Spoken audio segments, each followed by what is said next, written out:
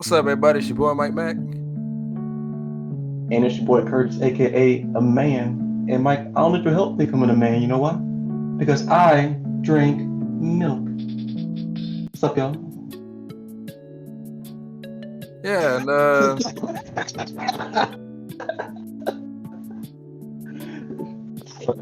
Next time I leave you stuck. It's so hilarious every time. I'm just saying that one deserves like a pause thing, bro. Like, I ain't need your help becoming a man. I drink white stuff, but yeah, but why? See, only you would make it that way.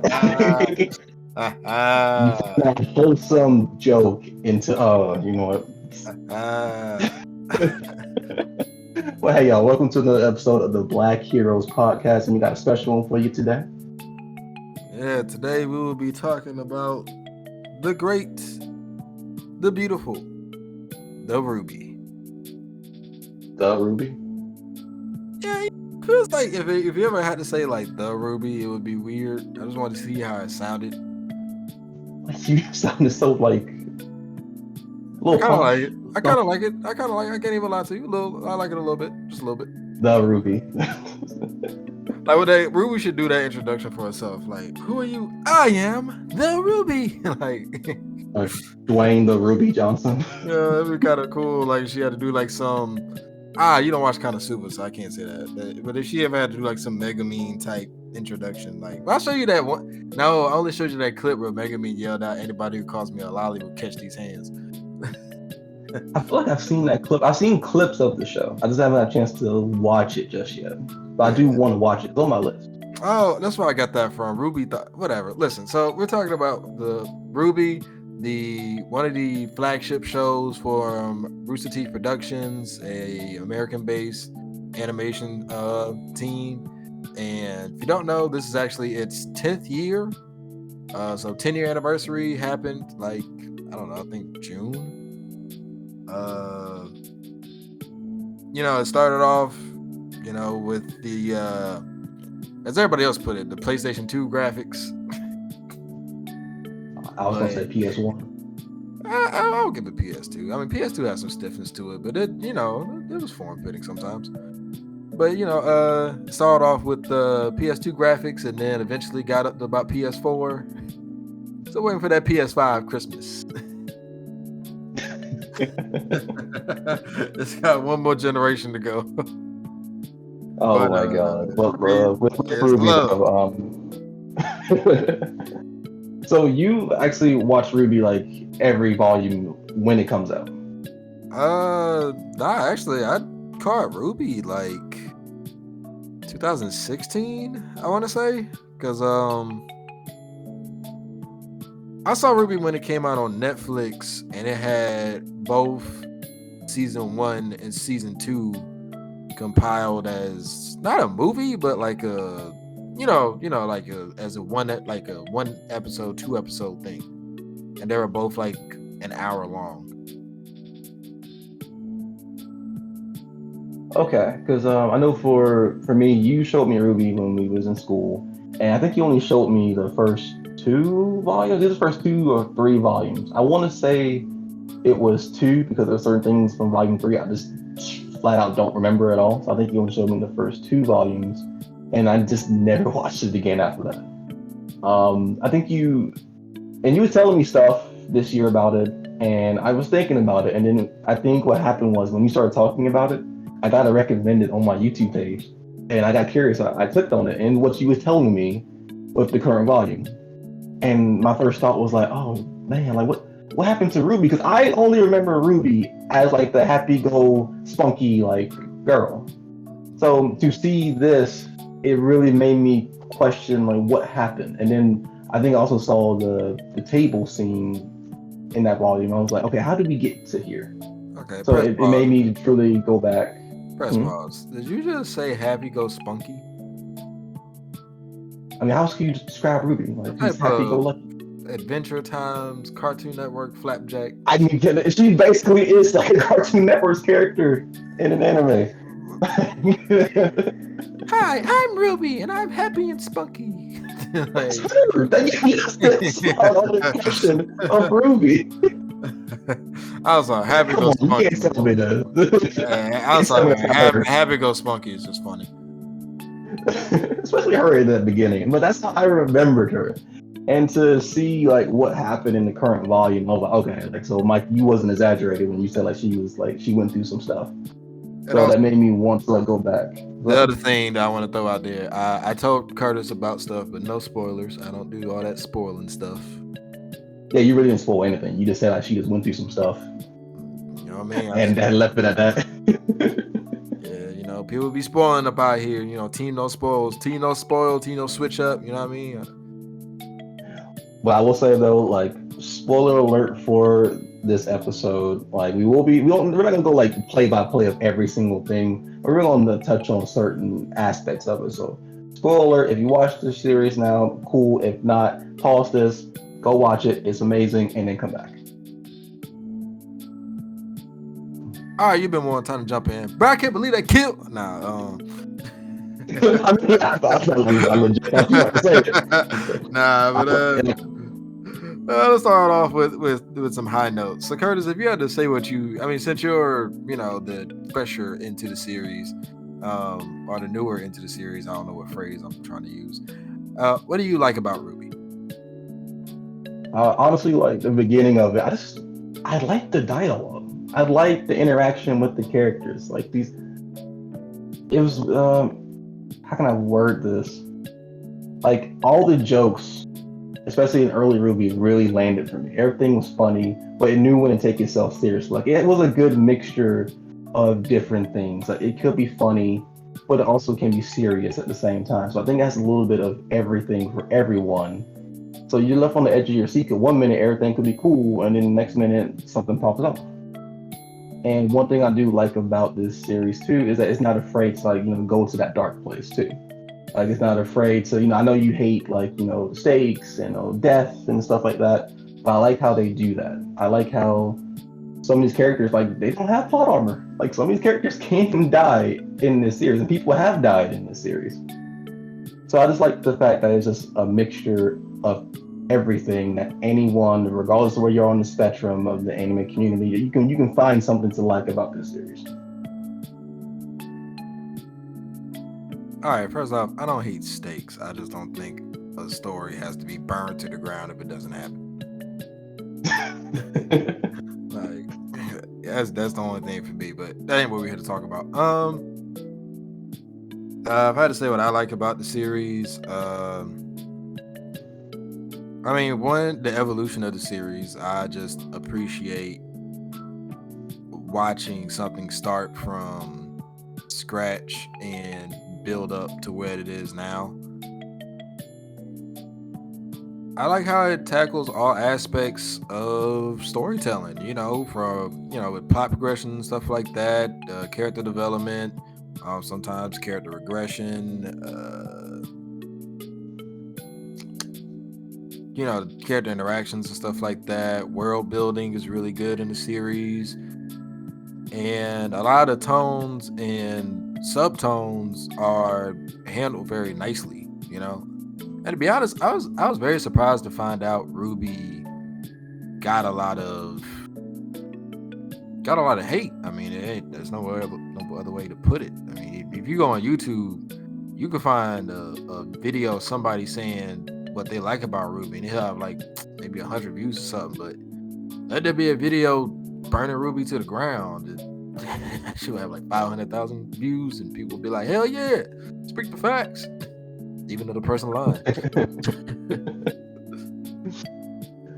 Which is crazy. Which series do you think is more hated, RWBY or Fairy Tail? On a grander scale, obviously Fairy Tail. Fairy Tail is more out there to a lot of people. Okay, I feel that because I kind of feel like now Fairy Tail is like the John Cena of anime. When I say that, it's like when John Cena used to come out, the crowd would be like, "Go Cena sucks," and that's how I kind of feel like Fairy Tail. RWBY is to a certain degree, but maybe not as close to Fairy Tail, but still kind of in that bubble. People love it, people hate it, and sometimes it's irrational love and irrational hate. I guess I don't know. like I can understand why people would have an issue with Fairy Tail. When it comes to RWBY, it just seems a bit more.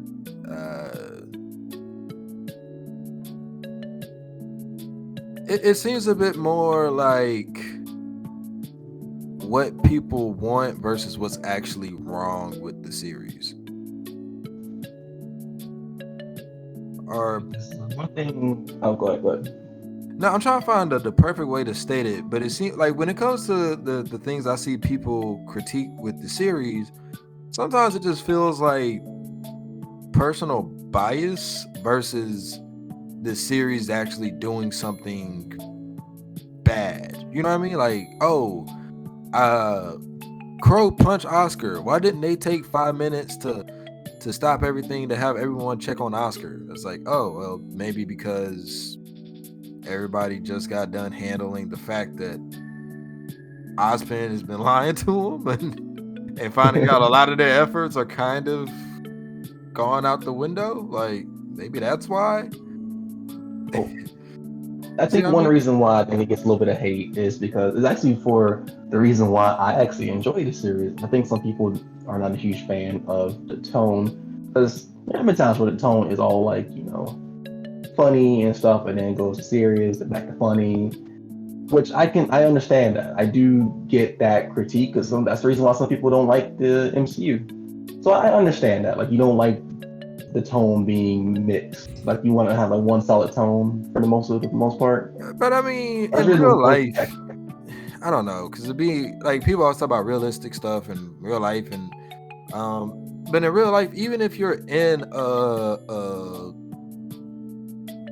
serious moment, everybody's not going to be depressed, and sometimes it's going to be things that are. Sometimes people are going to try to lighten the mood, or the mood. Like sometimes people try to not be in that dark state 24/7. So it's like, for example, like Volume 8. When Nora, when they all went to Atlas, the team split up. One went up to the academy, the other guys were helping out the people around Mantle. Like they just got into this big fight. It's obviously a lot of tension between the teams and stuff like that. Yang pulled a real bitch move. Wow. Okay. I'm sorry, bro. In volume 7 and 8, Yang was hitting RWBY with some dirty tactics, man. What you mean? She hit RWBY with like 3 dirty tactics throughout that volume, but I was just like, okay, hold up, that's now you playing a little unfair. but yeah, like that move switch, it's like, all right, we got this ultimatum from Ironwood.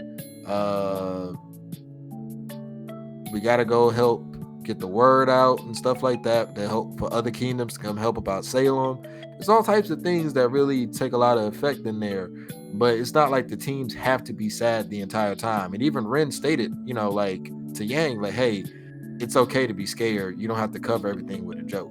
You know what I'm saying? Like, sometimes people use that as a defense mechanism. Nora tried to do that when she didn't want to think about like the situation with her and Ren. So it's like humor is going to be prevalent in any situation sometimes, unless literally like somebody just died. You know what I'm saying? Like you see somebody dead on the ground, and you like obviously then you're not going to be like, well, I guess they can rest easy now. You know what I'm saying? Like nobody gonna throw that joke out there or something like that. But as far as when you're talking about a situation, sometimes humor is going to be there, and I don't think it's ever like MCU humor or Thor: Love and Thunder humor where it's just sad attempts at being funny that fail. Hey, I do think it humor, but I won't say it's not like Guardians of the Galaxy level of MCU humor. That's a bit up there. Yeah, so I think it's a bit. I think that's a bit. Cause I saw that complaint where somebody was like, "Oh, Volume 9, the tone was everywhere," and in Volume 9, I could kind of understand that because of the time constraint, since there was less episodes, less time, and everything. They're trying to get that usual feel while also trying to keep that atmosphere. See, I can understand that because there actually is a part with John that I kind of felt like it should have sat a smidget more than it did. Well, like you said, it didn't have time constraints with what everything else was going on. Yeah, so But it still is a critique, though. I mean, even though they did have time constraints, once you release something out to the public, it can be criticized, regardless of the reasoning. Like if you're making a game and you know it's not like ready, but you still put it out, you're not exempt from criticism. You still be criticized. So I think it still is a good critique to have. I don't think it's enough for you to just like not want to watch the show. But I think it is a reasonable critique overall. Yeah, I don't disagree with that, but you know, I feel like when it comes to critiques, I feel like if you know something was inhibiting somebody, like you could still say like, all right, you try to make this work, but in this situation, but here's where it didn't exactly get executed right. Like, should you still hold that as something to put to the fire, or should you be like, all right, I see what you tried to do, but it just didn't work out the best? I think it just kind of depends. Like I think you just critique anything, you just have to just look at what it is, and then if you see issues with it, you have the right to talk about it.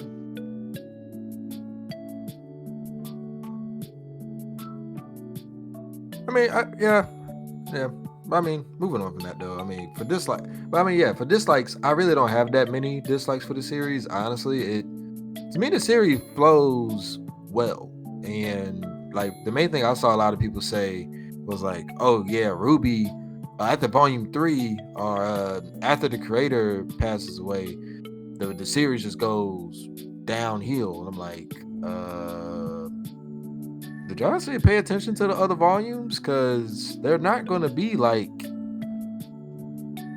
each and every single time. A series isn't always going to one up its arc. At least I don't think I've ever experienced a series that did that. You know what I mean? Like, especially when you go on for such a long time, every single season, every single arc isn't going to be better than the last one. So when people were like, "Oh yeah, it falls off at the Volume 3," I was like, "Well, Volume 3 was a very pinnacle moment.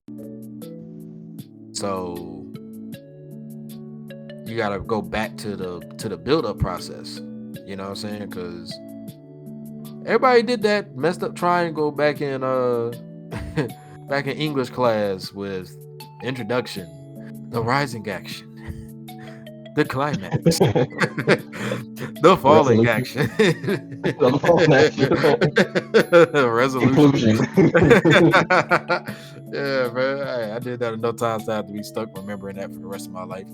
But yeah, that's what I'm saying though. It's like every single thing that, and just because that's how most stories go, that is also how arcs have to go as well. Because it's the same with books. You know what I mean? Like if you read a book series, every book's not gonna be better than the next one. I mean, I read all the Harry Potter books. Sometimes I didn't really like Goblet of Fire better than Prisoner of Azkaban.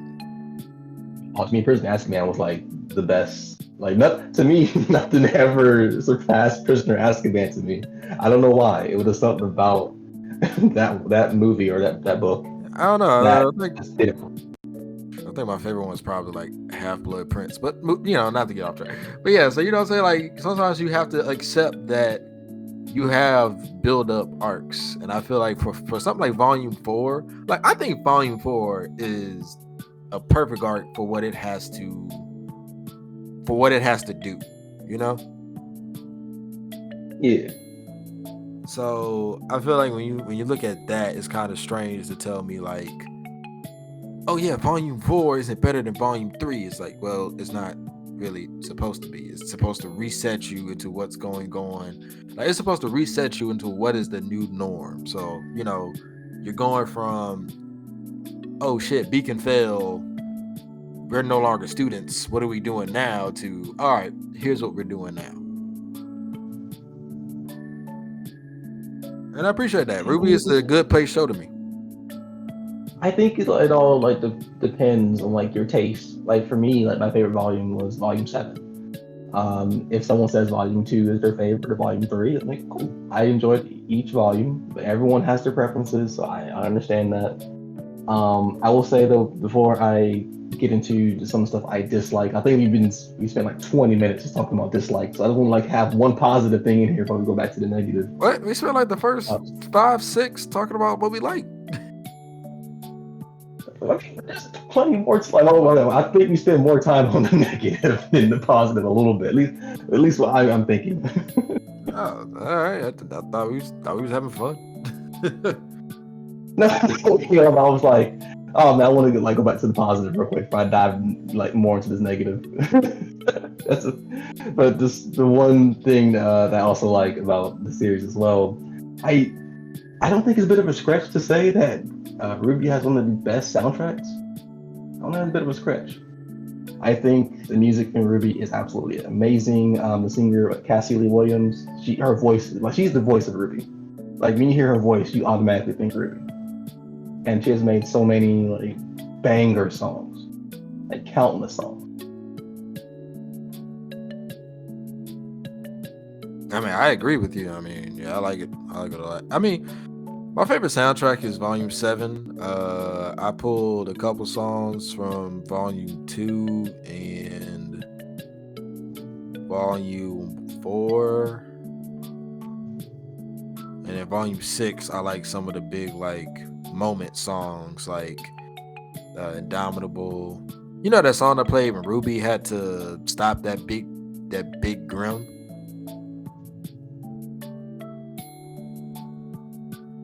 I think so. I think. Yeah, like that song I like a lot because it's just a really good song. Volume 8, I like Be Strong and Hit Stuff. I ain't gonna lie, bro. That was funny though, man. I was trying my hardest to find that song. And because of the way the song starts off versus how it sounds in the moment with Team Junior fighting Ironwood, I just thought it wasn't it. But the second I actually heard the chorus the chorus start, I was like, oh, this is my shit. So that's your favorite song. Bro, I skipped over it like 3 times. Actually, I don't know. I think my favorite song out the whole soundtrack, it's either that one or Bumblebee. Okay. Wait, did you actually ever listen to the soundtrack? Yes. I do know my favorite song is actually Shine. Shine is my favorite song out of the whole entire thing. I don't know, it was something about that moment at the dance. Y'all pulled up in that dress. And like that was such a like funny moment, and then they did a whole dance routine. I see you, bro. I see you. I understand, bro. I accept you, bro. You like seeing a man in a dress. I got you, bro. It's all love, baby. It's all love, baby. Really, they're not gonna like talk about like he did that strictly for Pura. Don't worry, man. I got you, man. We gonna talk about that later. Yeah, I got my jokes ready. All right. I see how it is. I think for my next favorite song probably was like with Dream Come True. I guess I just like songs associated with Pura, Pura and John. Like, and when I first heard that song, my first thought was like, oh shit, this is a Weiss diss track. Nah, it kind of was, bro. like in no uncertain way, that was a full-on Weiss diss track. It confirmed it when like she's made a comment and you hear Weiss's voice in the background go, hey. I'm like, yeah, okay, yep, Weiss diss track. Yeah, that was hilarious. I love that they did that. Like the fact they did that was just perfection. Yeah, I don't know. I think I gotta say it's either Bumblebee. Damn, it might be tied because it's Bumblebee, Touch the Sky, and Be Strong and Hit Stuff. Those 3 are like forever in rotation because I feel like Touch the Sky really just put the feel into how like it like perfectly matched I feel like my feelings and Team RWBY's feelings, like, or at least the feeling of everybody in that moment. It's like, bro, because Volume 6 is a very, very sad volume. Like, it ends off on a good note, but before you get to that, damn, bro, like, I mean, they go from, all right, we're having fun, we're heading to Atlas. Weiss is like, yo, fuck that place, but I'm with my homies, I'm cool. Then you get the train crash, the Ozpin reveal, the Texas Chainsaw scene, like, yeah, I'm sorry, bro. Those Grimm with the whole screaming thing, like, bro, that was honestly horrifying, bro. Like, I thought they did a really good job with those Grimm that was under that wine cellar. Man, listen, could you imagine the scene that? Bro, can you imagine like just having something scream? I'm curious how that felt, just having all your will just drained. Like, bro, those things was made to. Bro, Sinestro wants to buy those things to beat up Hal. Like, Sinestro is dearly like in touch right now with Rooster Teeth. Like, yo, send me them. like where they at, bro? I'll dig them up myself. Yeah, bro. Like those things, like that was honestly like I was literally like, yo, y'all need to get up out of there for real. Man, there's been like a good few times where I genuinely thought they was in like danger. Like I thought, okay, someone's not coming back. Yeah, bro. And then what you had get into Argus, but then there was the situation with Cordovan and what's her name, Cordovan? Yeah, Cordovan. Yeah, the little lady. And sincerely, bro, I just felt like everything was going wrong. That last little drag of Adam content. So I was like, yo, Volume 7 hit. Everybody had their new fits. Everybody looked good, except for Yang. I'm sorry, bro. That was that bro. Who had the best strip? Who had the worst strip? Like, the focus of the series. That what you call it, bro? Just ain't it, man. Overalls, there we go. Yeah, the overalls, just not it, man. Okay, so you already know that Yang had the worst strip over time. Who had the best strip over time? Honestly, Blake. Like Blake just stayed fresh.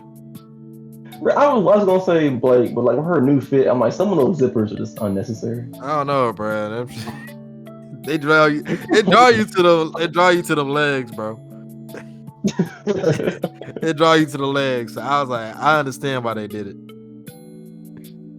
I mean, honestly, I think who had one of the better fits over time. Honestly, I might say like Ren. I always liked the Ren strip. John had a pretty good drip, but like I kind of missed his shaggy hair. Weiss, her current fit is okay. I'm not a huge fan of like the sleeves. I actually really enjoy Volume 5 and Volume 6 outfit because it's just so simple, but it works. This is to go back for Weiss. I do like her fit, but I was like, this mainly the arms. That kind of like, I don't know. I don't know. I just think like that Volume 5, to be honest, Volume 5, Volume 6 is like everybody had good outfits. I mean, Blake obviously just had on a tank top and pants, like, you know, something simple. The coat was cool. I can't lie. She was rocking that coat or that jacket, whatever it's supposed to be. But yeah, when it came to my favorite overall outfit out of everybody, like overall, probably would be probably RWBY Volume 7 through 9 outfit, bro. Like the outfit plus the hairstyle. Nah, bro, the outfit plus the hairstyle, bro, really hit, man. Like it was like she can easily switch off the cute to the badass whenever she wants to. Man, I don't know, man. I miss her old hair, like the old hair like that. It was just cutesy. In some of her more serious moments, you know what I'm saying? I'm just like, I'm sorry, RWBY, you too cute for me to take you seriously right now. But when she had the other, like, bro, come on, bro. Imagine that. Imagine her ascendance moment in Volume 9, like with the low cut. Like, it's not gonna hit the same. Like, bro, she looked like a total boss in that moment because of the hairstyle. So are you gonna be really sad when they change the hairstyle for Volume 10? Bro, they better not, man. They better not, man. That hairstyle is perfect. If Yang can keep the hairstyle this whole time, RWBY can keep that hairstyle for a couple more volumes. Bro, I can picture it now. The first episode of Volume 10, hair change. I can see you immediately calling Kurt. Them bastards did it. Sincerely, man, I would be so mad, bro. I would be so mad because I'm just like, yo, the hair, like that hairstyle is perfect for all moments. Like, it's a all situation hairstyle. You know what I'm saying? Like, she wants to be cute, like her little cute moment with Oscar when they were fumbling over their words. There's that, you know what I'm saying? When she had to look somber during some moments, it fit there. So I was like, bro, the hairstyle works for everything. It's a mature hairstyle. Like, I feel like it fits RWBY for where she's at, like when she wants to be mature and where she wants to be immature. So I think it's like the perfect fit for her in that moment. Like obviously it wouldn't have worked Volume 1 up to Volume 6. It would have looked weird. But I think for now it actually just fits perfectly. Like, that's her look now. I mean, I don't know. I feel like my favorite RWBY look is probably her second fit, mainly because, like, you know, I'm a sucker for her old hair, and she just looks like Little Miss Riding Hood, like the most in their second fit. So I don't know. This is when I look at RWBY, I just think about that fit more than anything else. It's either that or it's got to be Yang's outfit with Volume 5, Volume 6, because that was the outfit, bro.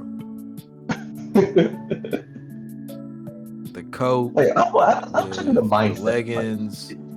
Or was it just pants? I think it was pants. Like the way everything flowed nicely was just great. But then with the overalls, I was just like, ugh, guys, get this shit out. Just to go back to dislikes really quick, because I do want to talk about this. I actually only have maybe 2 gripes of RWBY overall. And my first major gripe is how they handled a certain character. I really don't like how they handle Penny in the series. Because I guess, you know, spoiler alert for the table scene in Volume 9 is when Neo shows RWBY like all of her like former friends, or just people she genuinely did care about, all like everyone who died. Except for Leo. And I think she had like a certain respect for Leo at some point. Nah, bro. I had no idea why they included Leo in that at all. That was weird. Because like he still deep down was a good person. Like, and I think RWBY did like have some respect for him. And I think they all understood why he did what he did. Nah, I don't. To me, Leo's the character that needed some more time because he just seemed pathetic. I mean, bro, like, would you say no if someone as all-powerful as Salem come at you and tell you what to do? Bruh, I don't switch up, bruh. I don't switch up. I stay loyal to the team. Yeah, she gonna make you switch up. Well, she can make me act up. I'm gonna tell you that much. But like, one person that was at the table scene was Penny, and when I went back and watched, I watched the whole thing. I stopped at Volume 2, but I already watched the whole thing. And I saw Penny die in Volume 3. And I was like, okay, cool. So that's when she died. So I'm like, okay, the table scene, okay, makes sense. But then he brought her back. And then at first I was like, oh, they're gonna kill her off again. But the thing that annoyed me about her character is the fact that I think Volume 7, Volume 8. Not Volume 8, where they made her into, like, she's a robot. She's like cyborg. Android, I guess. And they turned her into a real girl. I was like, oh, that's a really dope moment. That's a monumental moment for her. And then she dies like 2 episodes later. To me, it felt like they only did that just so they can't bring her back again. I thought they did it so her death can be permanent. Because if she would have died as a robot, it would have been like, oh, we just put her consciousness back in a body, another body. At least that's what the fandom probably would have thought. But no, they already stated that Pietro already stated that he literally doesn't have enough aura to. He wouldn't have had enough aura to do that. So that was like the first like red flag in general. Like, yo, we got to be very careful. Even worse, and I didn't even mean that to make her human at that point. Like, I feel like this just kept her a robot. They really should have kept her a robot. Like, I don't know. It's just someone that didn't like. I'm like, the fact that they killed her twice, and in between that, they made her into a real girl. She was only real for like an hour. I don't know. I think the reason why I have to like. So, do you actually think Penny is a bad character, or do you just didn't like that they killed her twice? I don't like how they handle. She's a good character. She's an amazing character. I love Penny, but I just don't like how they handled her. Like, I don't like the fact that they killed her twice. I don't like the fact that they made her into an actual person just to kill her off. Because I'm sorry, I know you could explain it to me. It just still just feels like they just did that to write themselves out of a corner. Because even what you just said, I'm pretty sure like they could write it a way to bring her back if she was still a robot, but not human. I mean, like you said though, the fandom would have thought, oh, y'all say that, but then Pietro will probably just sacrifice his aura because it's like, why does Pietro need aura? He's not going to be a fighter. He's never going to be in a moment where his aura is he's going to need it to defend himself. So I think it kind of tied up that possible loose end. Because I mean, if you thought it, I ain't gonna lie, I thought it. I'm pretty sure the writers were like, damn, people might be like, oh yeah, they'll just find a way around that whole aura thing, or they'll have John. Oh, there you go, because that's the thing. John could have tried to help replenish Pietro's aura or strengthen it, while if he tried to make Penny again.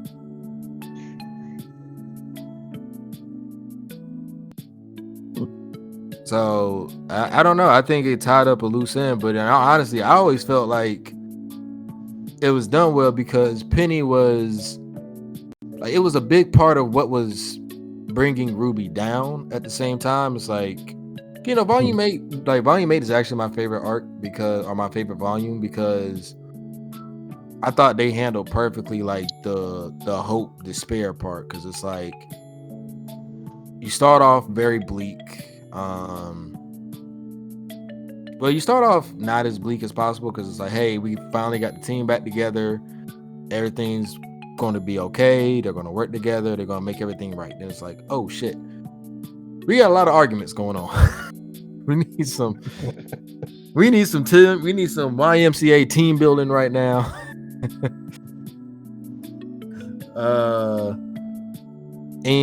But then it's like everything started picking up. Bonds started being reforged.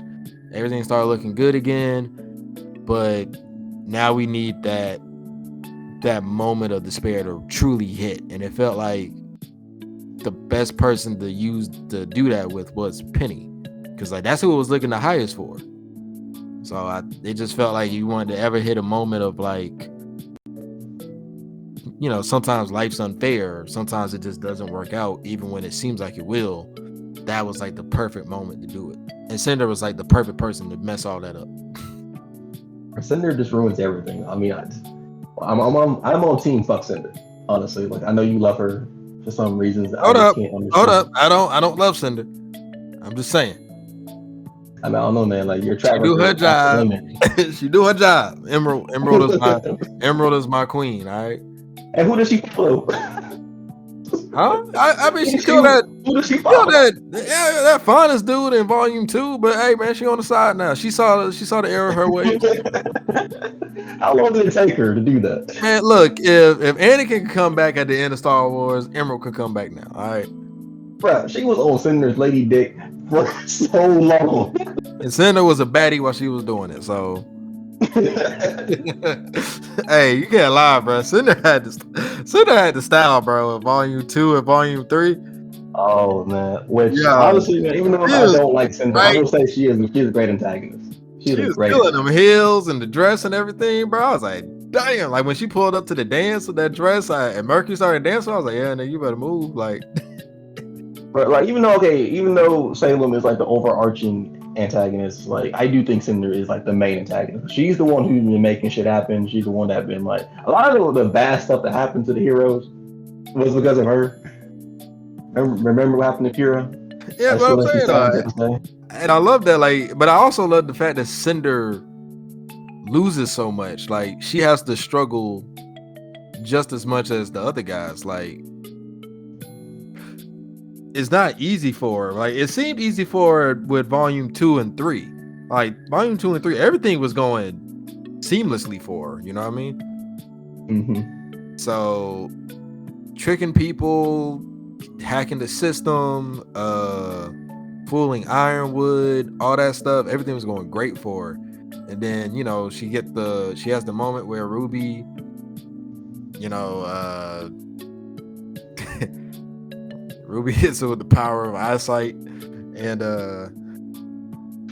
it's funny. Ruby's eyes do what you want Demon Slayer swords to do, but okay, we're not getting to that topic. I wonder we're just gonna make a whole video of us arguing about just that. That. Ruby's eyes have more effect than Demon Slayer swords, but whatever. But I'm sorry, that's a low blow. But you know what I'm saying? Ruby hit her with that 20 watt power. Yeah, but like my thing is, I was sitting there like she's such a piece of shit, and I don't like her. Like there be times I'm thinking like, okay, maybe she won't be a piece of shit, but nope, this reserves right back to being a piece of shit. You talking Cinder? Every time, yes. When does Cinder? Wait. When does Cinder ever seem like she's not a horrible person? Okay, I think it's after. I want to say after volume 3 when she got beat by Ruby. And I think like she got washed up somewhere. And it's no, like that's volume 3 or volume 4. That's volume 6. It's volume 6? Because she lost the Raven. You're right. Yeah, she lost the Raven in volume 5. Okay, you're right. So in volume 6, like she gets beaten and she's just washed up somewhere. Lady, like random lady, you know, wanting to help her. And I thought, okay, maybe she's not that evil. Like maybe she's like, will accept the help, but she's still like, she's still fucked up, but like, she's not that fucked up. Nah, just kills her. Just kills her. Hey man, that lady would have blabbed about that arm, bro. She would have blabbed about that arm. She would have been running into town. That bitch got a grip. Oh man, or maybe like when Salem practically was like torturing her, making her have PTSD from her old days. I was thinking, maybe like she'll not turn on Salem completely, but like I don't know, have like one moment of just like good, like one moment like fuck you Salem, and that's it. I don't know. I kind of want her to be like you. I kind of want to have her Zuko-ish arc where like she has some type of goodness. Nah, I think like the only thing I want for Cinder is for her to lose to, because you know you said earlier, you know, like Jean should be the one to finish her off, but I feel like now that Emerald is pretty much, you know, a part of that group. Oh, you think it should be Emerald? She should take her down. She got to be there, bro. I think Jean should take her down, but I think Emerald needs to be there. Like, yeah, man, cause like, bro, Cinder has like ruined John's life so many times. The disrespect. I still remember when he was getting all pissed off, and like Cinder just like didn't know who he was. Like, who are you? I don't know who you are. She put at Thanos. I don't even know who you are. I mean, it was funny, but I was at the same time I was just like, "Ooh, Jean, that's got like you can see it in Jean's face, like all my character development." Like she killed Pyrrha. She practically just made John kill Penny. She indirectly caused Penny's death.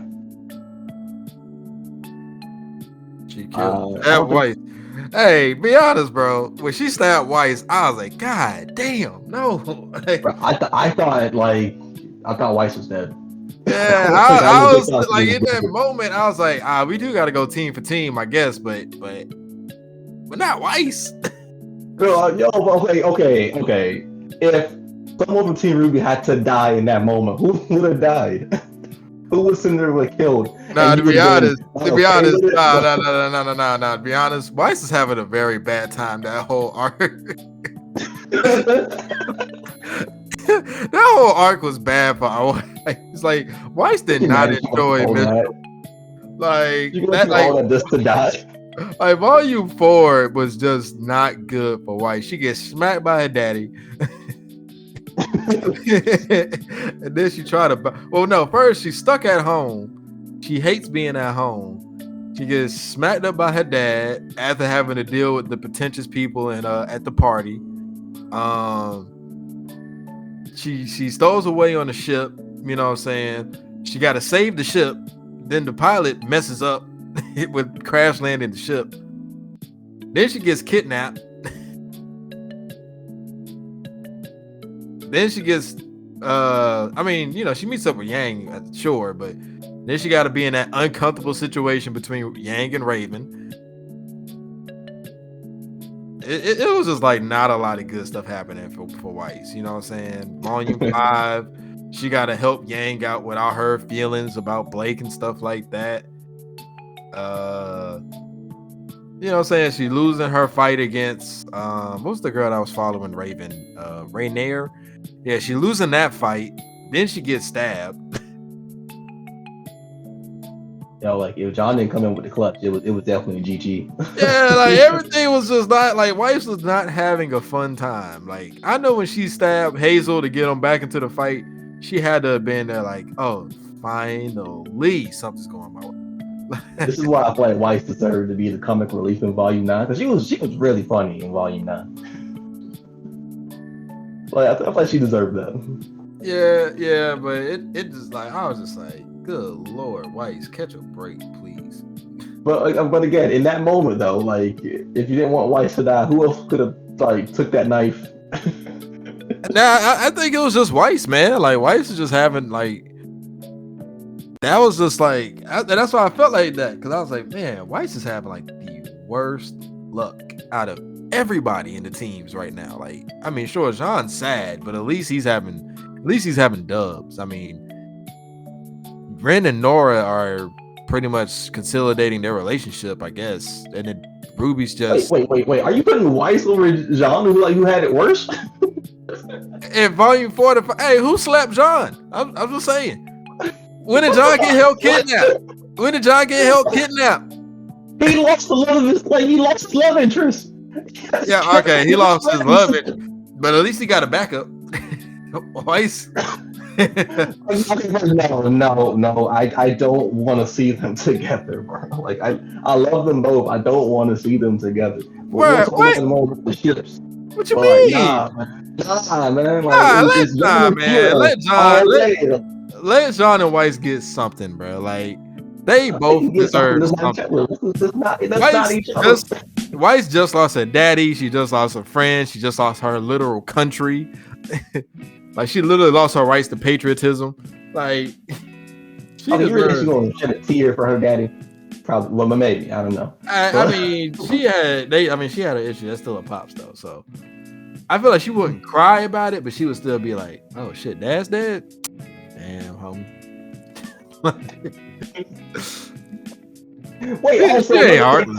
Wait, Jean. When they in Volume 9 was literally stuck there for years. What crazy? No, we ain't talking about overall. We were talking about in that moment.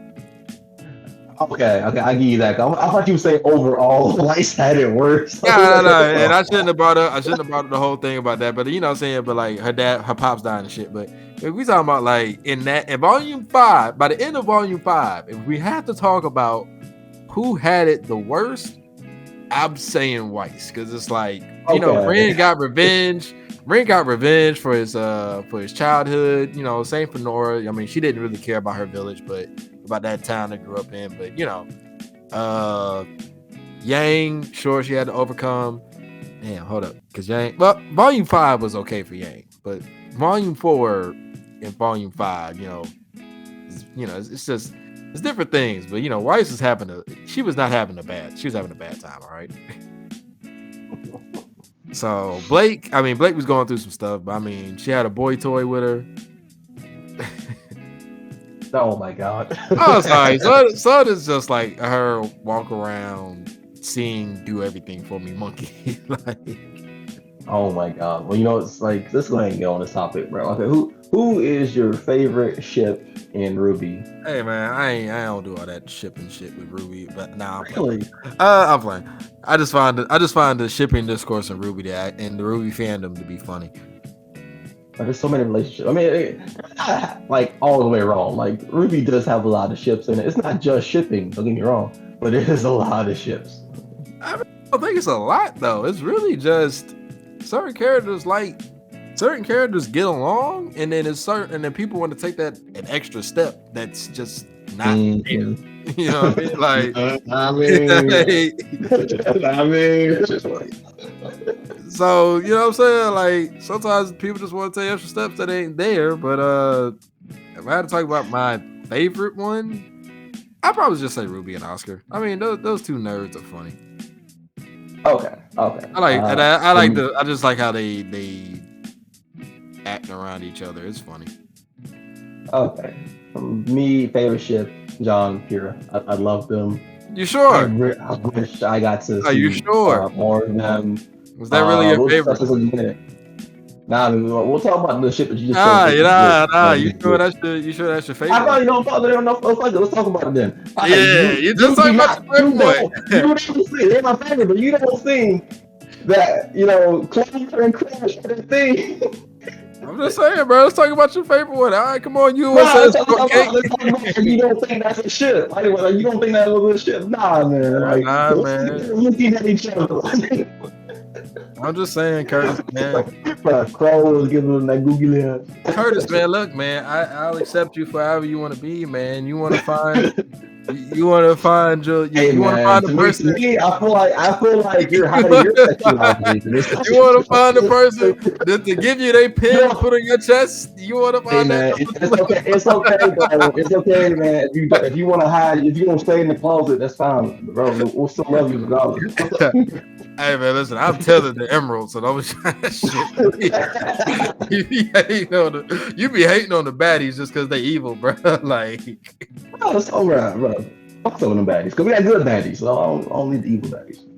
I like my villains. You already know I love my villains, but like, but nah, because you'll do that for Crow and Clover. But when I was like, people ship Ruby and Weiss, you were like, why? Because there was no evidence. There's pure evidence on Crow and Clover. You can go back and watch it and see them together. Even after the Clover, Crow still kept his pendant. When he thought they were fucked, he grabbed it and hold on to it. Because, we're fucked. I'm going to hold on to this. Nah, bro. Listen. I always admit, Clover had the sugar in the tent, all right? he had the sugar in his tent, all right? Clover was too handsome and too cool to not have that sugar in the tent, all right? Well, like, you just don't want to admit that, like, Crow, Loki is a bisexual icon, man. Nah, bro. Crow literally was like, yo, I need a homie. Like, man.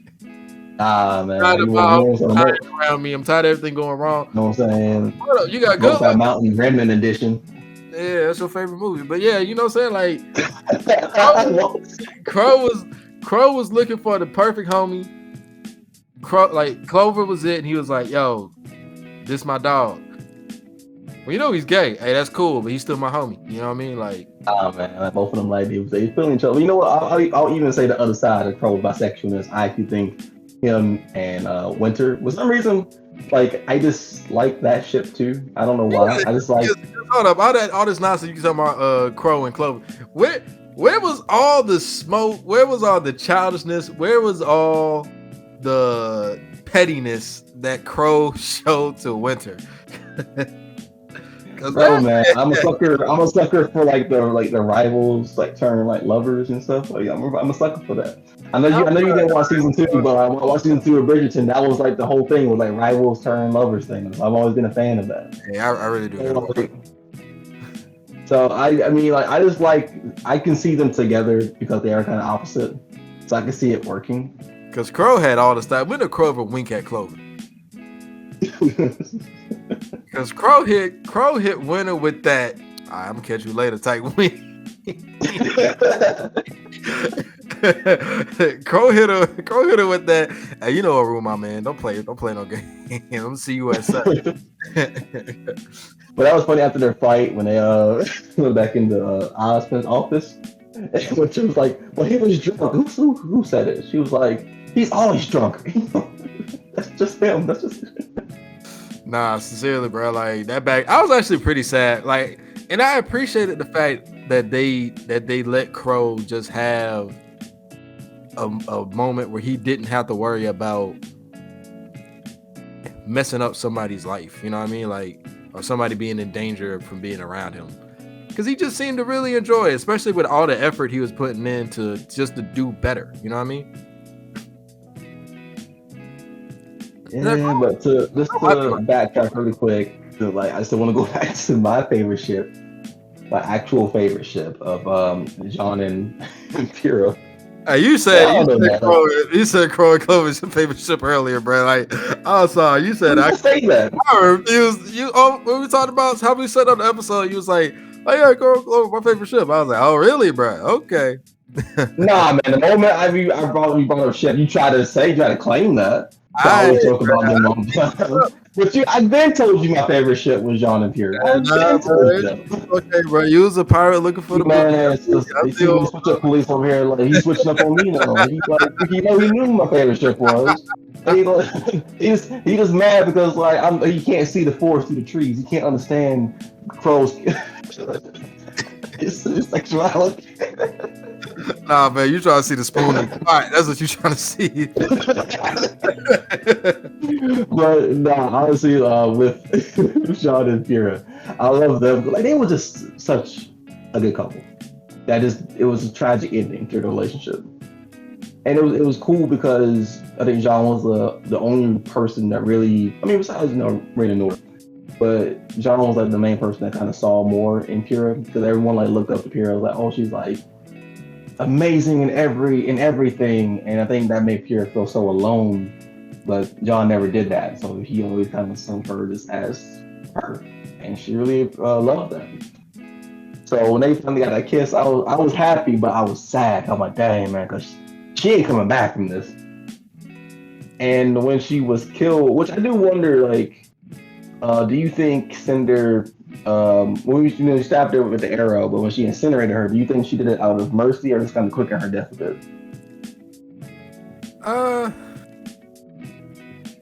I mean, it might have been like you just said two of the same things, but it might have been. Okay, wait. I mean, bro, like sometimes if I like shot you in the head, it might not be out of mercy, just because I just wanted to finish the job. Like, two different meanings, man. Like, I mean, like, I guess two different motivations. I'll say. What was her motivation for doing it? Was it out of mercy, or just to continue on? Like, did she even give a semblance of a fuck, or no? Pretty much.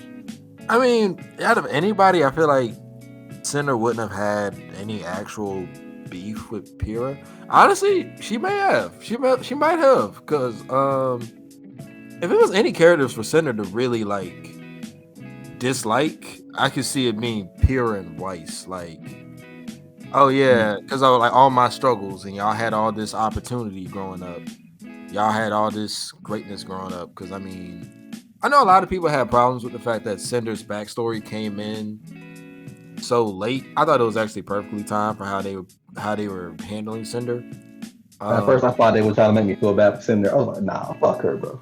Like, yeah, I don't think that's what the backstory was for. I think it was just kind of to show, like, not to give sympathy to Cinder, but just because everybody feels like if you give a villain a sad backstory, then you're supposed to feel guilty for him. It's like, it's understanding. Like, I could be like, okay, so I see why you like this now. You know what I'm saying? You still crazy. Let's not make it seem like you alright, you good. Like, nah, you ain't cool, but I understand. So my favorite part was like when she threatened Arthur, and then Arthur just clapped back. Man was not afraid. Arthur really hit her with, and that's how you know you win an argument when you just make somebody sit down. Like, but you can't say she ain't get him back. I mean, yeah, it's true, but Nah, still, you know, there ain't no mercy killing in that one. That nigga died slow. it was like, oh, like you think you're entitled to everything because you suffered, but suffering isn't enough. And it feels like Cinder didn't just get everything. You know what I mean? Like she had to get good at fighting. She had to train to be able to beat old buddy. I mean, she wasn't planning to beat old buddy, but you know, she had to train to get good. She had to train to use the Grim Arm thing.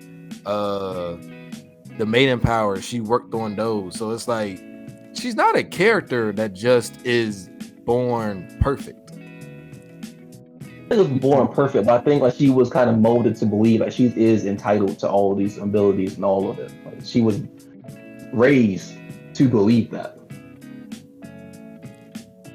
I mean, she might feel like she deserves it because of her backstory, but she's also worked towards it. So that's why I feel like I like Cinder so much. She's like, she is that obnoxious character, but at the same time, there is a reason why she has that mentality. It's not just a thing of, and we'll have to see like how she met Salem, and I'm pretty sure like towards the tail end of her story, we'll see like how she met Salem, what Salem said to her to get her to this situation and all that good stuff.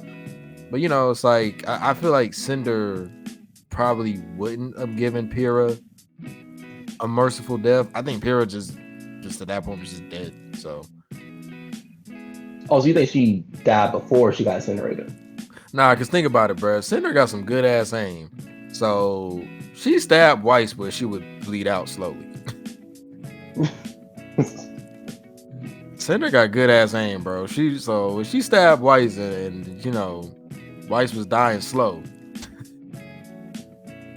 She kind of ruthless, bro. Like she ain't that nice. Yeah, I mean, do you think Cinder will kill someone else or be directly responsible for someone else's death going forward? Probably Mercury. Oh, okay. I don't know why I thought you were about to say Emerald. Nah, I don't think they'll kill off Emerald. I think they'll probably kill off Mercury just so they won't have too many hands in the pot at one time. I think if you because think about it, with Team Junior is about to get shaken up a little bit due to the fact of when we get back to everybody else in Vacuo. I guess we can talk about like what we expect later.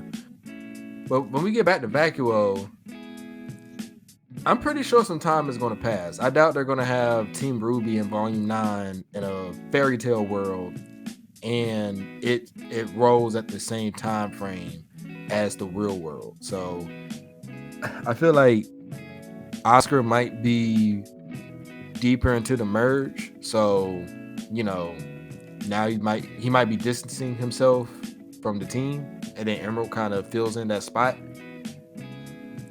So it's either that or it might be the opposite. But yeah, I feel like if Vacuo goes the way I think it'll go, which you know, there's no telling how it'll go. But because Mercury was already set to kind of be in that like, well, should I be sided with Cinder and Salem? I don't know. You know, I got nothing else better to do. But he is a friend of Emerald. They do consider themselves friends of each other. So I feel like if he sees Emerald, he might be pissed off for a while, but it might like kind of circumvent to him kind of being like, all right, I hate Tyrion. Salem really is going to destroy the world. Maybe this ain't the best idea. And then like Cinder comes in, kills Mercury. Like, oh, y'all both want to be traitors? Well, I'll take care of both of y'all. See, that does sound good, but I feel like for emotional weight, I think it'd be more devastating if it was Emerald who bit the bullet. Because she was like a genuine devoted follower. So the person that you like devoted your pretty much your whole life to, like, is so far gone, like you can't even see. But would you want to see Emerald finally have that last thing to be like, all right, yeah, fuck Cinder, like? Because honestly, Cinder hasn't left because of Cinder. Like she only left because of Salem. So And if you ask me what's the more interesting character, I obviously think it's Emerald over Mercury. You know, no shade to Mercury. I just think Emerald is a much more entertaining character when it comes to Team RWBY. Like, come on, think about it, bro. If you really would you really want to keep dealing with Mercury? I mean, first of all, I never had a huge issue with Mercury. I mean, but the thing is with Emerald though, just because of her emotional ties to Cinder, I think you still can get that moment where she is like fuck Cinder, and you can still get that moment where Cinder either kills her or at least attempts to kill her. Maybe she gets close, and someone saves her last minute. And I think you gotta have Mercury die for that moment. So you think like it. So I guess so okay. Cinder goes to kill Emerald. Comes very close, but Mercury comes in last second and sacrifices himself for Emerald, and then Emerald finally truly sees the monster Cinder become. And okay, like I thought we kind of molded her arc already. Yeah, I mean, I don't feel like it would be bad to do. So I'm not sure. I mean, we'll have to see how that all plays out. But I don't think I have any real expectations for the next volume. I mean, for me, volume 9 was, even though it's not, it kind of felt like a filler to me. It was a much needed filler. I feel like it didn't get to see anything from Remnant. It didn't get to see anything from the outside world. So I feel like I want to just see what's been going on. So I don't have no real expectation. I just want to see. I kind of wish you kind of like got a glimpse of like what people might have been doing outside of the Ever After. But I know they're kind of saving that reveal for volume 10. So I just want to like, see how everyone has changed if it has been a long period of time. I don't know. I always feel uncomfortable. I see a couple people who have that volume 9 as filler. I just don't feel comfortable calling that filler because it's like your story doesn't. Every single arc doesn't have to push forward the plot and be considered filler. Like as long as there are actual plot elements from the previous arc that are affecting the next one. Because to me, filler is like just straight up like, hey, we just made this shit up just to kind of kill time. You know what I mean? I feel like a whole entire season where it doesn't push the plot at all. But it's so character driven, it's like, and that's what I'm saying. Like with RWBY, there are so many things that are a part of what actually is, because like volume 4, what is like is the plot actually pushed in volume 4 versus like how it is in volume 5? Because in volume 4, you focus more on you're really focusing more on subplots versus the overall thing of, hey, let's stop Salem and Cinder. My thing is though, like all the other volumes took place in their world. This is the first time like where a whole season was at a whole different world, like completely outside of what they was going through. So yeah, I mean, it's not spoilers, but like I can understand someone says it feels that way. I can understand it. No, what I'm saying though, it feels, but that's still a part of the lore. It's not. That's what I mean. Like the world doesn't have to just be the small thing of Remnant. You know what I mean? Like there are other things. Like what if they went to a whole other continent? Are you going to be like, oh man, that was filler because they were no longer on Remnant? No, because that's part of the actual world, Mike. Like it's a whole different, like almost universe in a way. But I'm saying though, Remnant came from that world though. So where they went to, that's where the world came from. Like the fact that it was made, that's the birthplace of the God of Light and God of Dark. Just kind of goes to prove like where that actually matters. So that, you know what I'm saying? And some people try to be like, oh, it's a lore dump. It's like, it's not a lore dump, it's just world building. That's how you. I mean, I don't hate the arc. I actually really enjoy the arc. It's just I don't want to think of it as filler, but when I was watching it, that's literally what I just kept thinking to myself. Well, okay, this is cool, but I want to get back to their world now. It's like I still enjoyed it. I still love Volume 9 because of what it did for the character. Yeah, sorry about that. But I can only feel like that if it was like we spent 2 arcs in that world. Like, I can see that because then it's like, all right, what are we doing for the second go around in this place? Like, what's going on? But so like since it was that arc, you saw like what was happening and like how it works, and the fact that it was actually made off of the fairy tale. And I feel like it was cool to see that, like, a lot of these fairy tales, because Oscar said that the Oscar volume 8 is like, sometimes those fairy tales, a lot of those fairy tales aren't just fairy tales, they're based off of something. So I feel like that was a good moment to kind of be like, hey, remember when we said this? Well, here's a prime example. I do think Volume 9 is going to be good in tandem with Volume 10, because I get to see like, a new Ruby, a different Ruby, how she's going to be. Or she's not, I'll say different, but like she did overcome a lot of the stuff she was going through to kind of see a much more healthy-minded Ruby. There we go. In this new kingdom, and that's why I think 9 and 10 will go well together, because 9 was about the characters and helping them grow. So now that we see them, grow, you get to see these new characters in a whole new kingdom, whole new art, whole new story, and to see where it goes from there.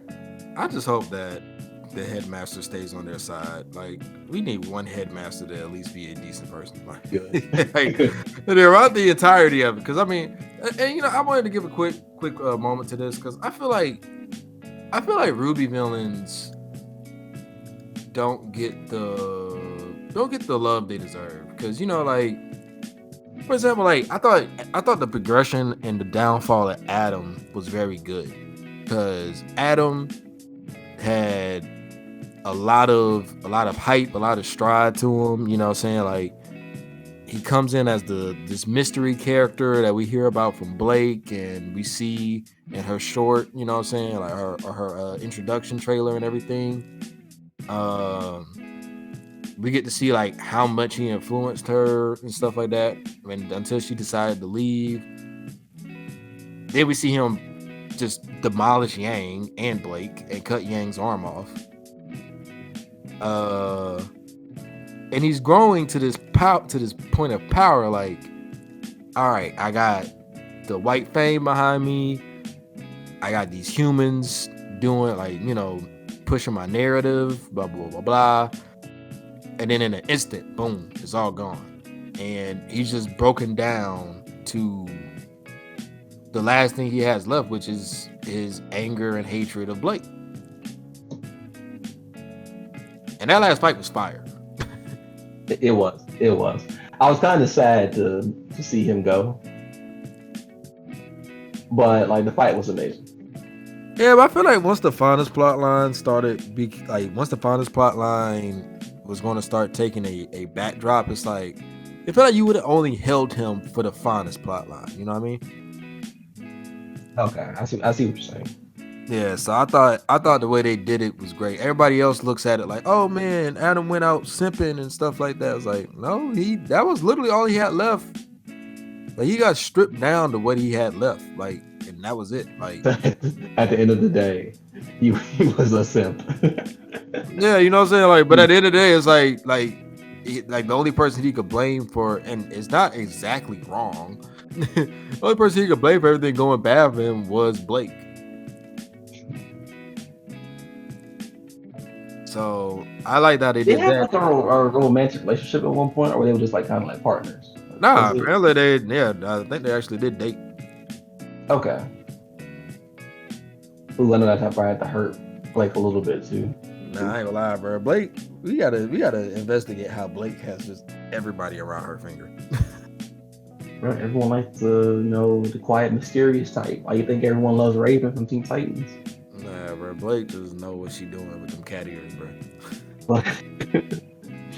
But I do want to end this episode with a question, and it's something that we've discussed and have our own opinions on. So I want we have different opinions on the timeline of RWBY as a whole. So in your own words, like, how do you think the timeline, what do you think the timeline of RWBY is? Nah, you go first. Your timeline is on the you're more so lined up with the fan timeline. So since let me be the dissenting argument. So you go with the people that support you. I mean, honestly, man, I believe the wiki. I do think in the time frame of RWBY, It has been at least 2 years, so it's close to 2 years. I do think that season volume one probably started in the spring semester, and then volume two and three fall semester, and then by 4 and 5, New Year and everything. And I do think by the time you get around to volume 8 and 9, I think we're at the tail end of that year. So I think RWBY should be at least 17 now. Everyone else should be about 19. I don't know, like I said, I believe the fan thing. I believe the wiki. I mean, it makes sense with the character designs as like she is growing up. So this is like the first outfit that was for first year for at least most of it, and then second outfit beginning of okay. First outfit year one. Second outfit good chunk of year two. Last outfit tail end of year two. Like she looks older. Everyone looks older than what they actually are. So I feel like enough time has to pass for them to look older. That's just my opinion. Now, for you, what do you think the timeline of RWBY is as a whole, and how old do you think the characters are currently? All right, so if we look at volume 1 to volume 3, right? I would say in between that, like about 3 months passed between those, because volume 3 happens in 2 days. Or actually, I think it happens in 1 day. But it's at the end of the semester. It's at the tail end of it with the Vital Festival to kind of bring in, and they show that it's fall. So the leaves are changing and all that stuff. They're actually.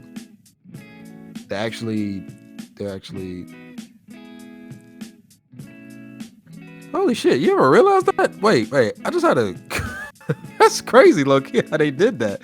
Did you ever realize that? What? Each time they showed the maiden, it matched what the season of the maiden was.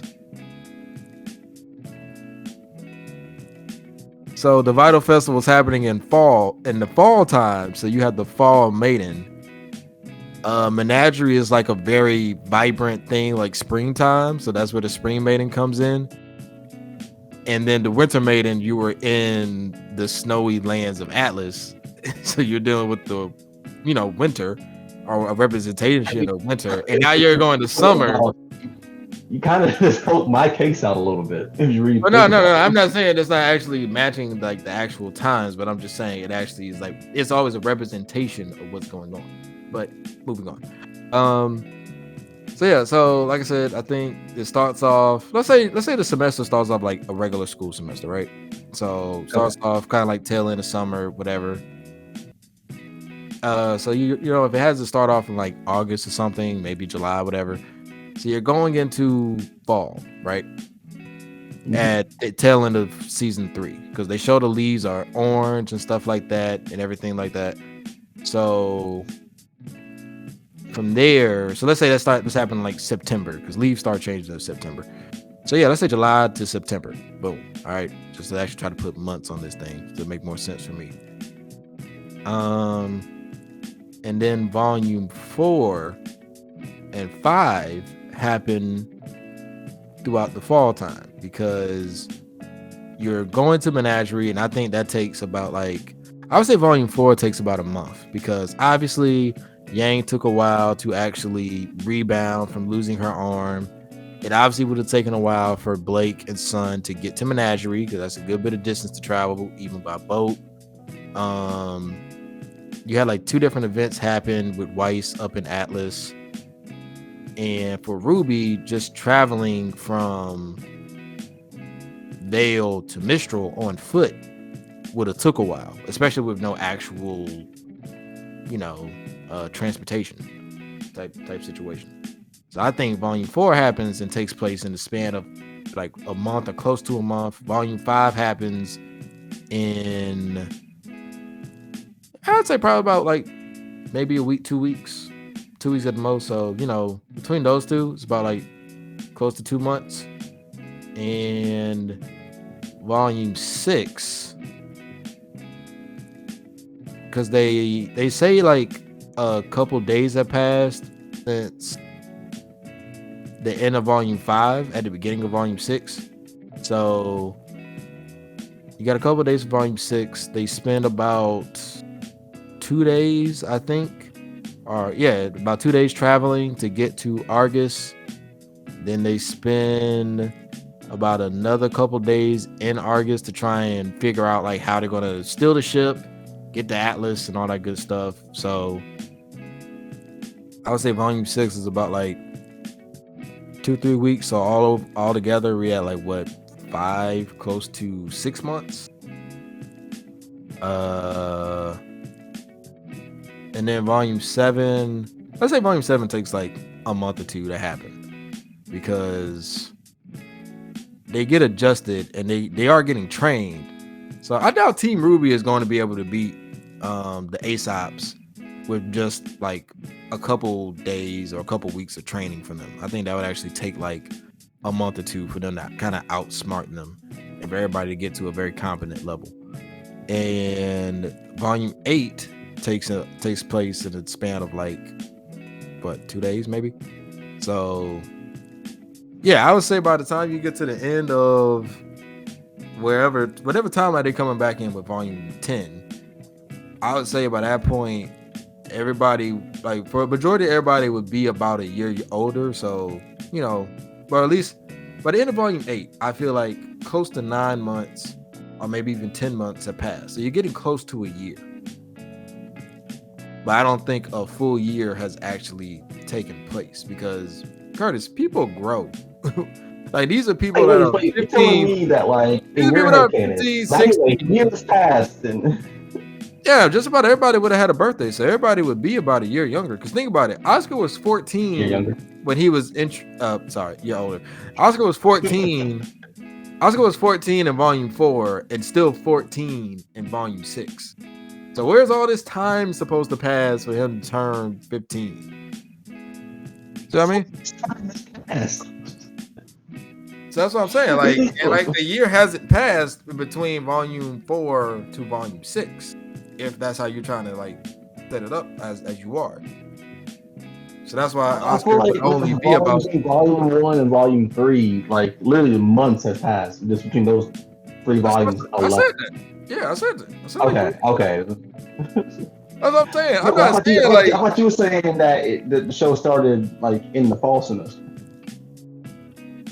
Are you saying? But, I mean, the fall semester starts normally at the tail end of summer. So you're saying that the series started in the fall semester? Yes, I would say you could have, and you have some people that could start in like July. Because even if you have like a year-round school, like my grandma used to work at a year-round school, they still consider from July to the end of September as a fall semester. They didn't really consider that a summer semester. Okay. Because you're going from summer to fall. But for me, I remember I actually saw this when I was watching it on Crunchyroll when they went from one volume to the other. They literally stated they're starting their next semester at Beacon. So they've already had one full semester at Beacon. That's in volume 1. Yeah, how long does a high school semester take, Curtis? Like, it's the same time as a college semester doesn't know. If my semester starts in January, it's going to end like the end of April, beginning of May. A few months is by itself. Yeah, that's what I'm saying. By itself. Yeah, that would still be like 3 going close to 4 months. But I said that. Yeah, and then they came back for their fall semester.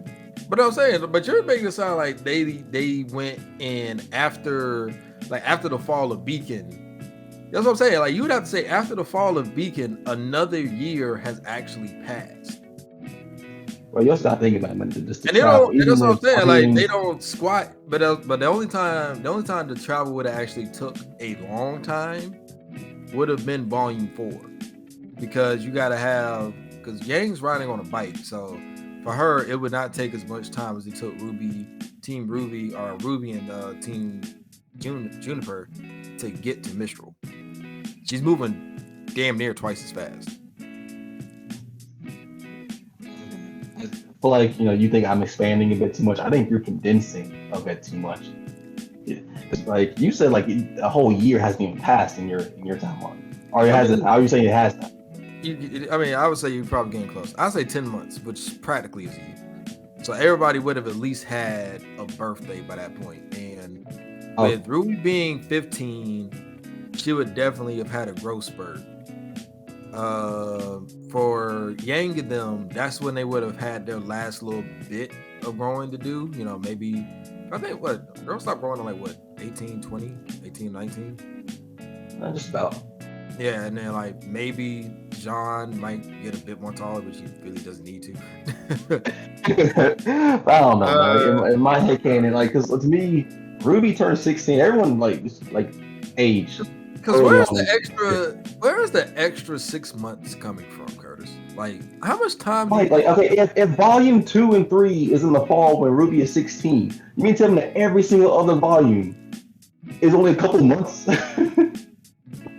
But Curtis, what about volume 3 to volume 9? You think it's what about the volumes? What about the volumes that obviously show that happened in a span of 2 days? Because volume 6, it has to only last a week, bro.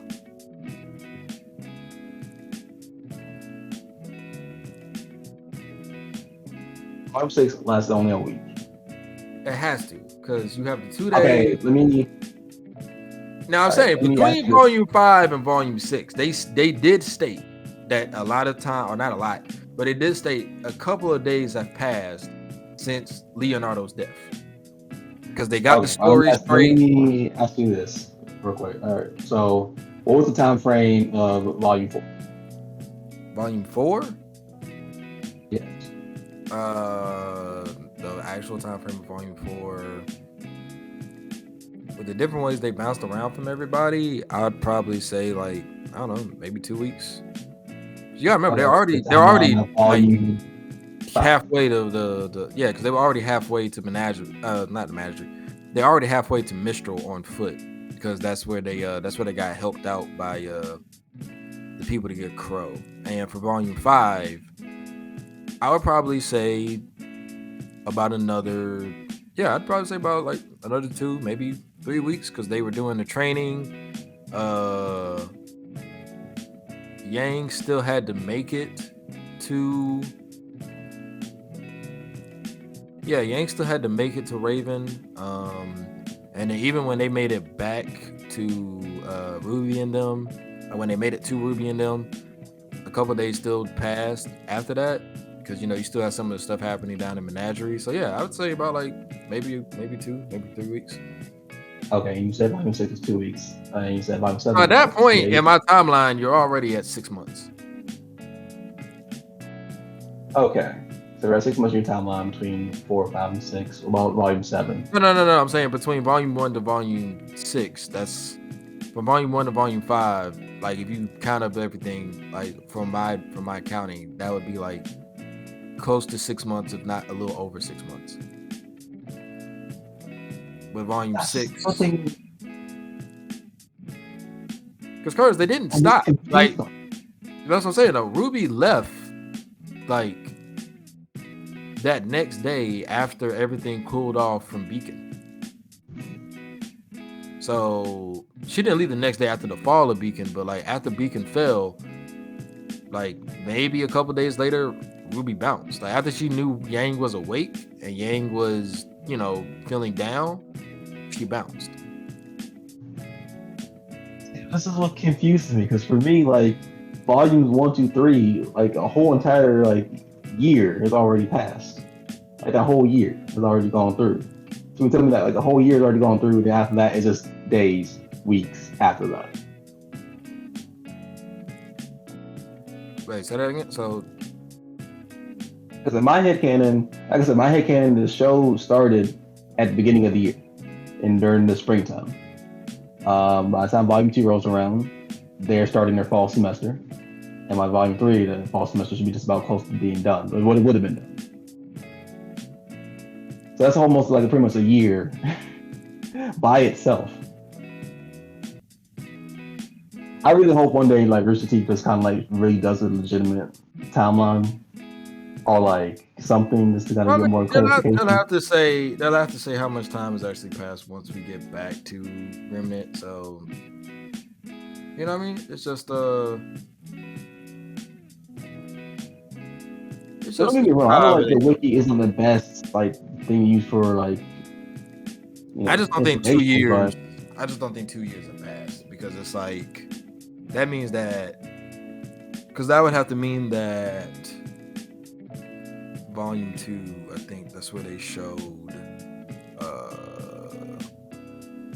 Volume 2 is where they showed Cinder and them being in the school. You know what I mean? Like that means that they just chilled out for like the rest of the year before doing their plan. I can see them waiting like a couple months to make sure everything went perfectly, but yeah, I would just say like probably that last bit of semester before they had to come back, you know, for like the second spring semester or whatever. That's what I'm saying. I don't think like I was gonna say like a year. Let's even say like a year passed in my timeline. Like I still don't think that's crazy because it's not like. You make it seem like people don't change. I know you haven't grown in a while, but people change around 15, 16, Curtis. we've all been the same height for years now. Like, what do you mean? It should be, bro. I went from 5'9" to 6 foot between my. How long ago was that? How long ago was that? I went When was from the last time you grew an inch? 15. I was 5'9", 5'10". But 16. when did you make it to I was 6'3"? when I make it to 6'3". Yeah, what year did you make it to 6'3"? I'm technically like 6'2 3/4", but When you made it to 6'2", bro, I haven't grown any taller since high school. Okay, so that means years have gone by and you stopped growing. Yeah, around 17. So that's what I'm saying. Like I got like my growth spurt was going from 5'9" to 6 foot and maybe like 6'1". But after that, it was just like small increments from then on till I was just like, all right, nigga, you done. Like this is how much you're gonna tower over people. Like Not everyone has those genetics, man. You mean tell me everyone like grew in the span of a few months? Like that much? yeah, that's kind of how growth spurts work, Curtis. You either have one or you don't. Like, I can't have that. No. That's what I'm saying. From year one, year two, and that means significant like growth. Like, not everyone's gonna grow in 4 months. Yeah, when you're 15. Some people will. Some people will. Yeah, I some. think you got to think about most of these are ladies too. Some ladies don't grow that tall or grow that much in this like short time frame. Sometimes it takes a little. Some of them, but I mean, Ruby and Yang have a tall pops, and I mean, if you count in for Yang, if you count in like Crow and Raven, like Raven's not that much shorter than Crow, and Crow is 6 foot. Yang is still shorter than both Ren and John, obviously. So Yang's just taller than the girl. She's like the tallest girl, but as far as everybody else, she's probably like 5'9" maybe. I think Ruby's only like 5'5", 5'6". Right, but another thing too, man, I just don't think the team that's working on the show is going to allow the wiki to be wrong. Why not? Why would they care about a wiki? Because they don't want that to have misinformation. Why? No, who else cares about wiki? And most of the time, like, the wiki does have direct information. It's a fan thing. Anybody can edit that. I can literally go in there right now and edit that thing to say only 9 months. Somebody would just go back and edit it back. Well, I think they approve of the wiki. I think they approve of it. Yeah. If the whole fandom thinks that, you really like, why haven't they said no? You guys are wrong. Like, why have no one said anything about it? Like, if you're the creator of a show and everyone's saying the timeline, like almost 90% of everyone saying like the timeline. Are you actually gonna go out your way to try and be like, by the way, everybody, I need y'all to stop talking about the wiki. The wiki is wrong. Like, you're actually gonna care about a fan-centered thing? No, I'm actually gonna give out the right information so the wiki can be right. For what? It doesn't even bother you. Like, if you're making the show, you got bigger shit to worry about. You have an actual story to write. Right. I think it doesn't take that long to just say, hey, this is the timeline of RWBY. It doesn't take that long. Hey man, unless they got actual dates and stuff like that, like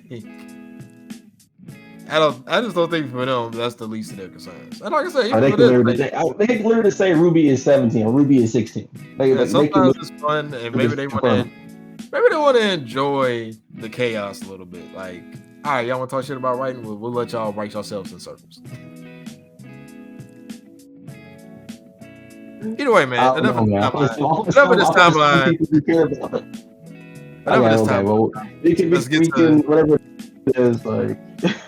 because we're not gonna come to At least it. we can agree they've aged. I know. We can agree that they've aged. You think they Yeah, aged a year? I think they aged. that's what I'm saying. I think That's everybody's probably done grown about a year, so or went up about it like 1 year. So it's like Ruby's probably 16, the rest of them are just about 18, or shit, maybe one of them made it back around to about 19, depending on when you're born. And wasn't Blake born in July? That's not January. Yeah, so she's born in January. Blake might be 19, so you know it's like some of them might be older than the rest. But yeah, that's what I'm saying. Like, time has passed. I just don't think it's been like a whole 2-year thing.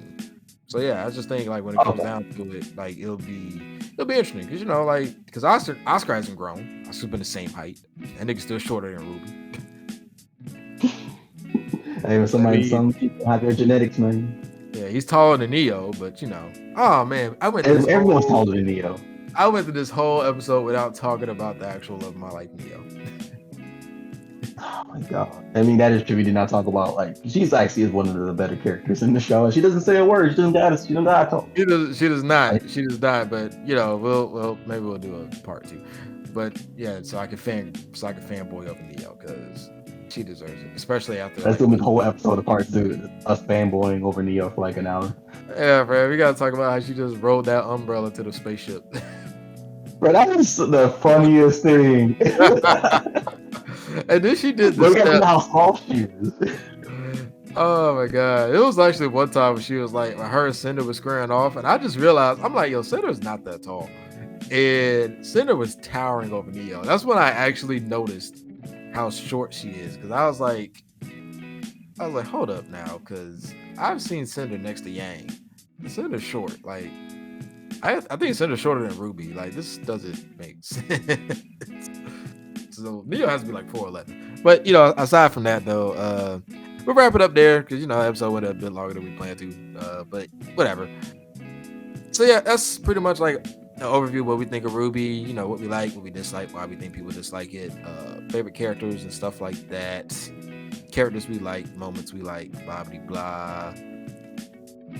So just to kind of end it off, just want to say RWBY, definitely one of my favorites. If I had to do like an all-time thing, I'm not sure where I'd place it, but I'd probably put it in my all-time top 10. But love it a lot. Love the characters. Go Rose Garden. Curtis, what you got to add on? I just want to add on, by the way, Neo is 4'10", and I think RWBY is one of those shows that it's super easy to get into. And especially in the beginning with the episodes being a lot shorter, you actually get through RWBY pretty fast.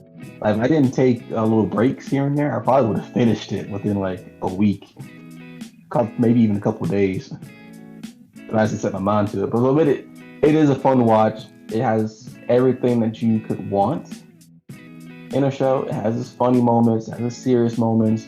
If people love stakes, it has plenty of stakes, even whether it's death or other stakes. The fights are absolutely amazing. Plus with the soundtrack, I love the fact that they kept one artist to do most of the songs. So it just feels like RWBY just feels so different from other shows, and I think it deserves to be watched. I think if anyone's coming into anime, or if you've been in the anime game for a while, I think you should just pick this up. I think you will really enjoy it. Watched and loved. Everybody loved Neo and Emerald and RWBY and Weiss and Blake. and Yang minus the outfit. And Salem. Of course. Hey, my last little bit of childishness, bro. Hey, but when Osmond came back to life and he went up to Salem, they wasted no time. He closed that door. Part 2 on this now. This is talk about. We don't talk about Salem that much either. I thought we definitely make a part 2 comes. Hey, he closed that door and Salem's back was on the other side of it. Like, hey, he wasted no time. Oh boy, but yeah, all right, no childish out of me. But yeah, man, that's it for the episode. If you're watching this on YouTube, let us know what you think in the comment section. Whether you love RWBY, whether you hate RWBY, whether you grew to hate RWBY, whether you grew to love RWBY, blah blah blah blah blah. Make sure to like, subscribe, and stuff like that. We also have some RWBY videos out. Well, I do, Curtis. You can make a couple. And if you're listening to this on like Spotify or whatever the other podcast things we got it on, be sure to hit us up on social media. Black Heroes 5. That's for Twitter, Instagram, TikTok, I think. Yeah, and it's not Twitter no more, bro. It's X. Yeah. The other social media thing outside of Facebook. And yeah, just let us know what you think, man. Let's talk about RWBY. I apologize. Let's talk about the RWBY. Oh my god. That just hurt my brain. I don't even know what to say anymore. That just killed my brain. Yeah, don't feel too good. Do it. Okay, I see what you mean then. But god dang it. This. Well, I guess I don't even have a say. I don't know what to say. That's just really just like it's messed up. Why? Well, since Curtis is remember everyone, just be like RWBY. If you want to be grown, drink plenty of milk. And yeah, and also, I think you did that one. I was like, don't be as toxic as Mike and like all these toxic women. Like, so. Simp for Salem. You better. But Salem but baddie, but moving on. But yeah, just in case you got some dust, some rose petals, some ice, and maybe some blood, be sure to always wash your ass. All right, y'all. Peace. Peace.